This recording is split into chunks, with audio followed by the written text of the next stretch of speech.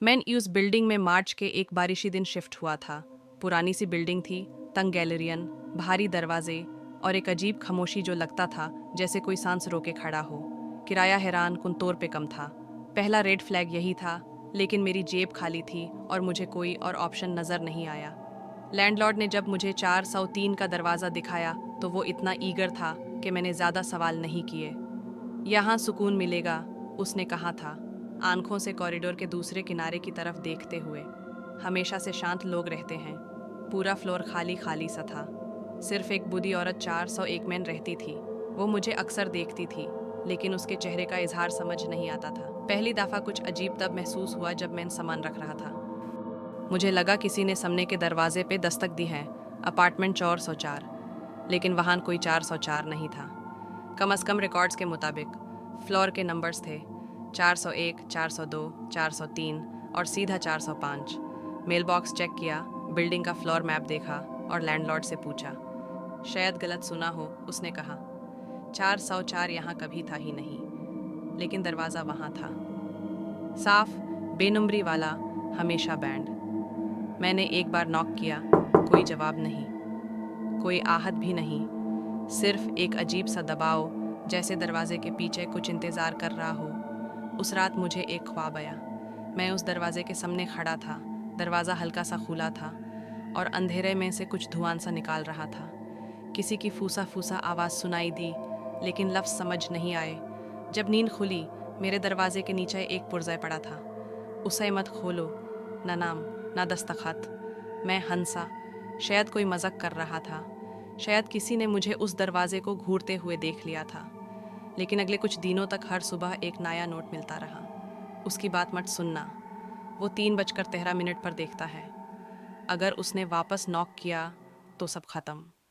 मैंने सारे नोट्स एक ड्रॉर में संभाल के रख दिए। समझ नहीं आया कि कोई मजाक कर रहा था या मुझे स्टॉक किया जा रहा था। एक सस्ती सी कैमरा हॉलवे में लगा दी, जस्ट टू बी सेफ। उस रात कैमरा चला के सो गया। नींद खुली बिल्कुल 3:12 पर, बिना अलार्म, बिना आवाज़। आंखें अचानक खुल गई। 3:13 पर नॉक, नॉक, नॉक। 3 धीमी लेकिन भारी दस्तकाएं सामने वाले दरवाजे पे।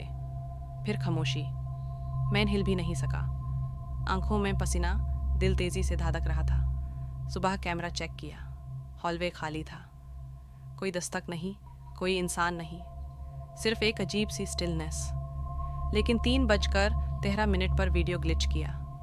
सिर्फ 3 सेकंड्स के लिए स्क्रीन अजीब सी ट्विस्ट हुई, जैसे कोई लेंस के अंदर से उसे छू रहा हो। मैं लैंडलॉर्ड के पास गया। 404 तो एग्जिस्ट ही नहीं करता, उसने फिर कहा। इस बार उसके लहजे में गुस्सा था। उसे भूल जाओ, लेकिन दरवाज़ा तो है, तो मत खोलो उसे।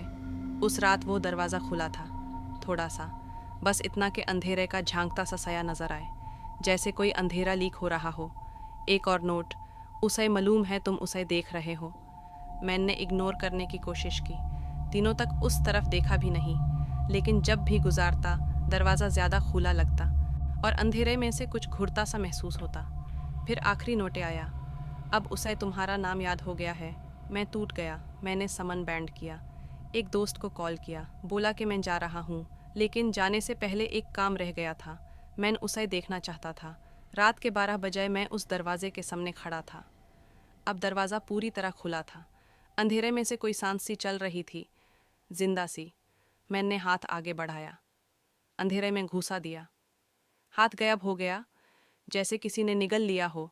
जब वापस निकाला, मैं चीख पड़ा। मेरा हाथ सर्द था, लेकिन वो मेरा हाथ नहीं था।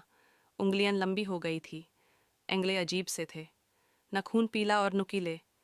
मैंने दरवाज़ा बैंड किया, अपने रूम में बैंड हो गया, ताला लगाया। सुबह तक हिले बिना पड़ा रहा।